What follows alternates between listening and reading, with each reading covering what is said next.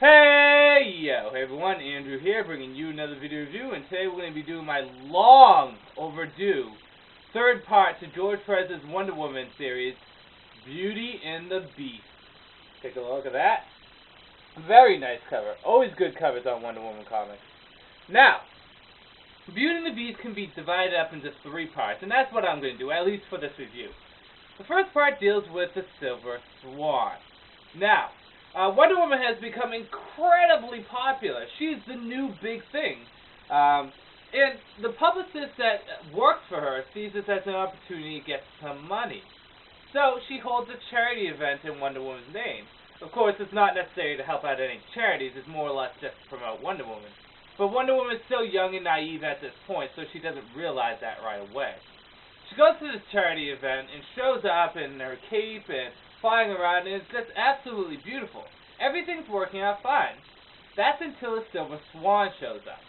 Now, the Silver Swan's this incredibly beautiful woman that has a swan motif and has the ability to use supersonic waves coming out of her vocal cords, like a banshee scream.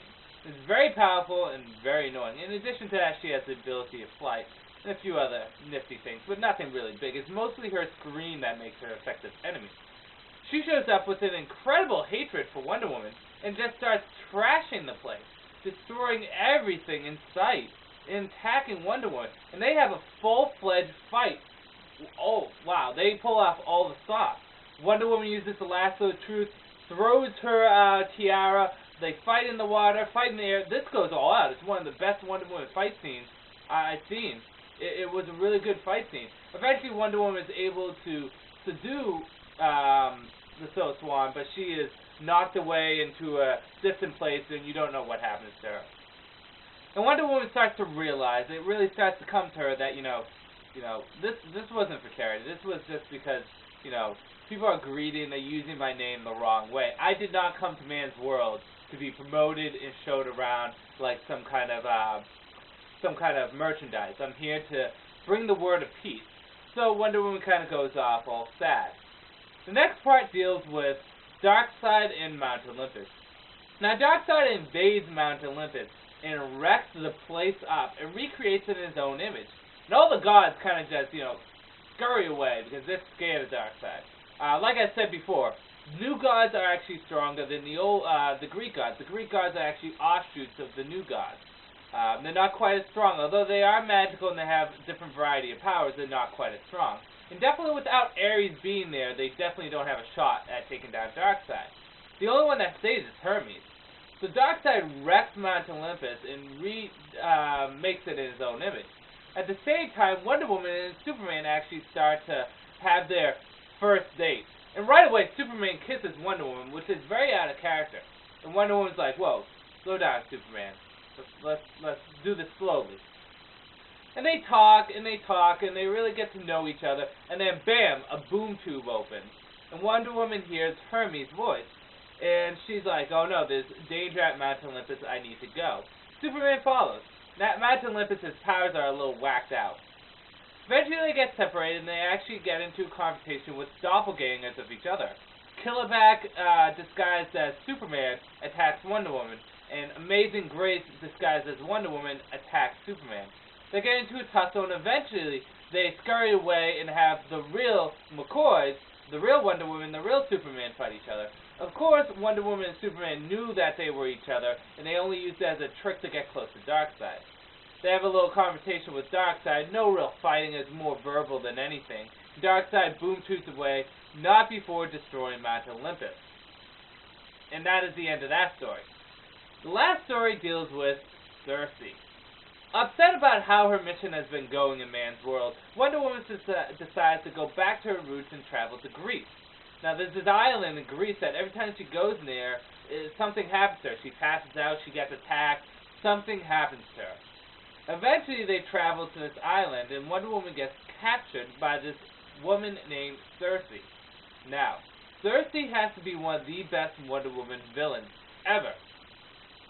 Circe, I believe she was in the Odyssey too, but Circe is this incredibly old sorceress, thousands of years old, with incredible powers. She has some kind of connection with Wonder Woman, or at least they play it off in this. She captures Wonder Woman, but Wonder Woman is eventually saved by her friends, and Cersei kind of just disappears.